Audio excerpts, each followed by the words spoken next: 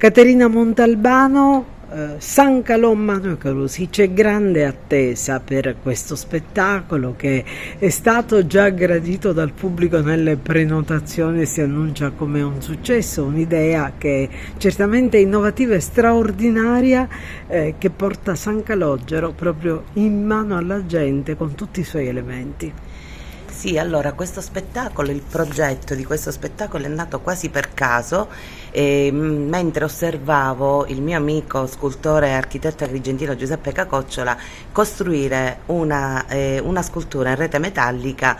che proprio rappresentava San Calò in mano ai Carusi, e mi sono voluta soffermare anche su questo detto popolare che di solito viene utilizzato quando si dà un incarico di grande responsabilità a chi non lo merita. Però poi ho riflettuto e così non è, perché quando San Calò si dà mano ai Carusi, cioè quando si affida anche ai ragazzi, miracolosamente i ragazzi, rendendosi conto del bene prezioso che portano in mano, diventano grandi, diventano maturi, quindi lo custodiscono, lo proteggono. E quindi per me questo è non è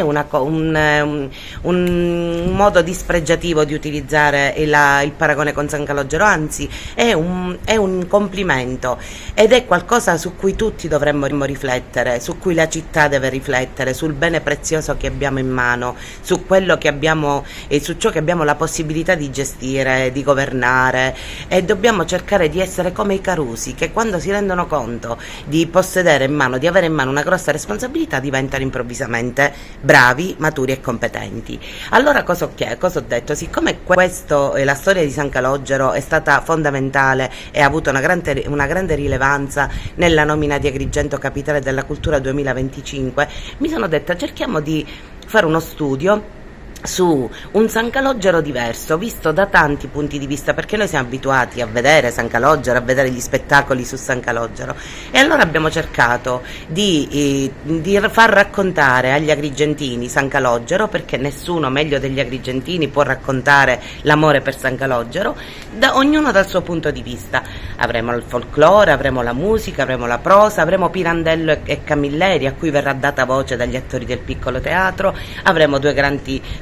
ospiti straordinari che saranno Francesco Buzzuro e Gianfranco Iannuzzo, ci sarà un cast eccezionale, ci sarà il disegno, ci sarà Andrea Donzella con la sua voce possente che dedicherà a San Calogero una canzone, ci sarà Salvatore Nocera Bracco, ci saranno tantissimi artisti. Ora non voglio dimenticare nessuno, già ne ho dimenticati abbastanza, e speriamo che nella splendida cornice del Teatro dell'Efebo di Agrigento si possa scrivere una pagina indimenticabile di cultura, e di questo devo ringraziare assolutamente il dottor Achille Contino, che tanto si è battuto per riaprire, per consegnare alla città questa location incantevole. Appuntamento dunque? Appuntamento domani sera, venerdì alle 21 al Teatro dell'Efebo. Se qualcuno ancora non l'avesse fatto, prenotate il vostro posto, perché sono rimasti proprio gli ultimi biglietti.